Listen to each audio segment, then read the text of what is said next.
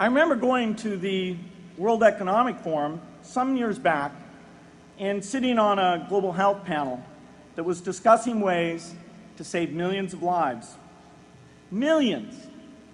Think of the thrill if you could save just one person's life, then multiply that by millions. Yet, this was the most boring panel I've ever been on. Ever. So boring, even I couldn't stand it. What made that experience especially striking was that I had just come from an event where we were introducing version 13 of some piece of software, and we had people jumping and shouting with excitement. I love getting people excited about software, but why can't we generate even more excitement for saving lives? You can't get people excited unless you can help them see and feel the impact.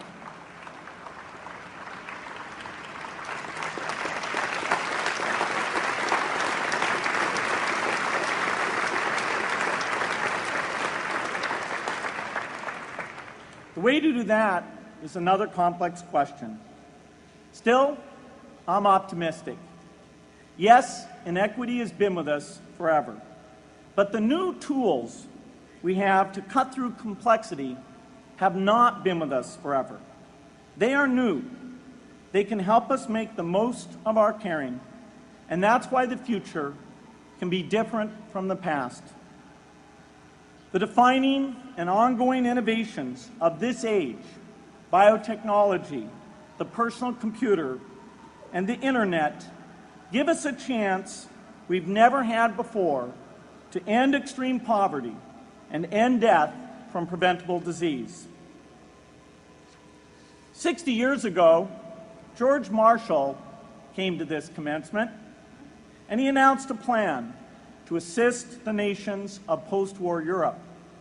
He said, I quote, "I think one difficulty is that the problem is one of such enormous complexity that the very massive facts presented to the public by press and radio make it exceedingly difficult for the man in the street to reach a clear appraisement of the situation. It is virtually impossible at this distance to grasp at all the real significance of the situation." 30 years after Marshall made his address, which was 30 years ago, as my class graduated without me, technology was emerging that would make the world smaller, more open, more visible, less distant. The emergence of low-cost personal computers gave rise to a powerful network that has transformed opportunities for learning and communicating. The magical thing about this network is not just that it collapses distance and makes everyone your neighbor. It also dramatically increases the number of brilliant minds we can bring in to work together on the same problem. And it scales up the rate of potential innovation to a staggering degree. At the same time, for every person who has access to this technology, 5 people don't. That means many creative minds are left out of this discussion. Smart people with practical intelligence and relevant experience who don't have the technology to hone their talents or contribute their ideas to the world. We need as many people as possible to gain access to this technology because these advances are triggering a revolution in what human beings can do for one another.